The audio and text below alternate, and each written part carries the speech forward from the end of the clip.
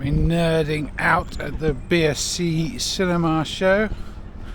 I wanted to meet the big three makers of autofocus lenses: Canon, Nikon and Sony.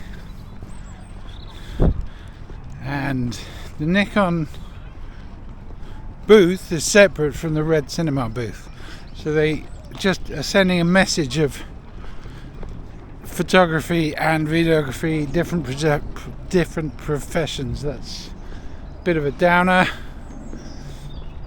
The girl on the Nikon booth sadly knew nothing about the Red camera.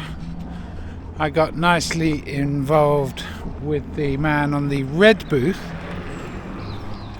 who demonstrated the autofocus available with the Z mount on some of the Red cameras, and from what I could see it was perfect. I'm not wanting to catch a dog's tail 400 yards down the park, just do an interview where the guy stays in focus, the person stays in focus. So the Red, yeah, and then he introduced me to there's some Kimodo, I don't know. Anyway, it's $5,500. So compared to the C80, compared to the FX6, these cameras that you can afford to do corporate work with, that was very possible. $5,500 seemed possible. That's a Super 35 camera. And it had one working with a Sony 2470, so it seemed okay, and clearly Nikon Z lenses are excellent. So it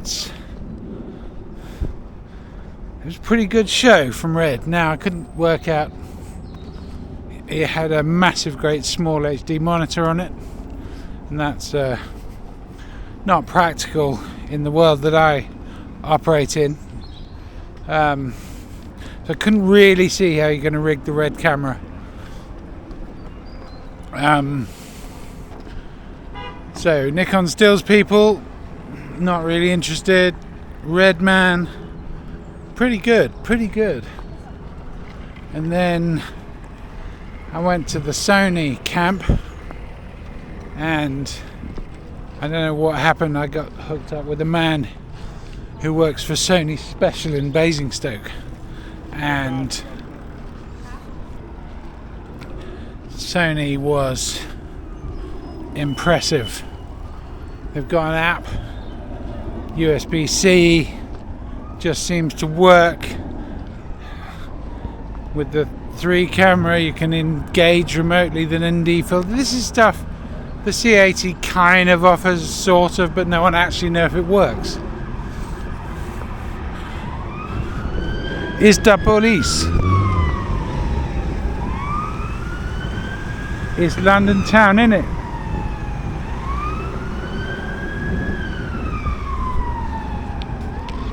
Okay, I'm gonna have a little break, check my map.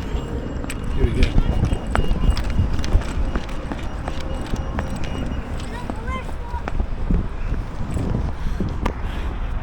So the Sony FX3 with the iPad app just seemed functional, beyond functional. Not seemed like something I could put in my car, put at the end of my jib and just use.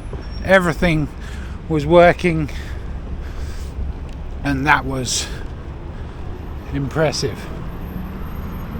And then when we move on to the Sony FX2, now that's a tiny little camera. The viewfinder, fantastic. I can use that. I put it in my bag and go and shoot some stuff. So that was very good as well. So coming away from this, I'm really thinking,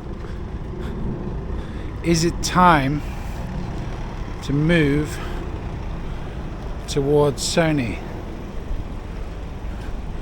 and there are some problems in the Sony system.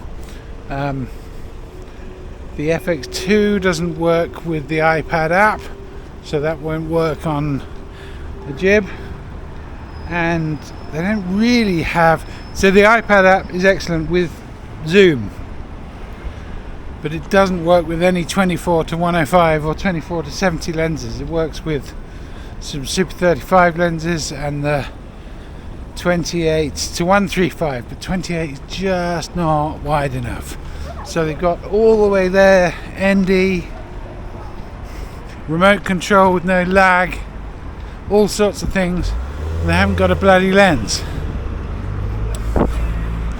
Let me get run over now.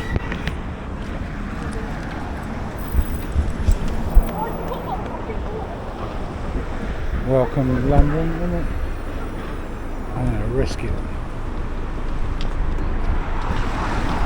Whoa, nearly killed.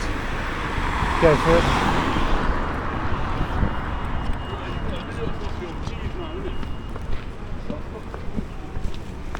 Totally lost now. I think I know where we are. So there we go. BSC Cine. And there's also lots of expensive toys that I didn't look at.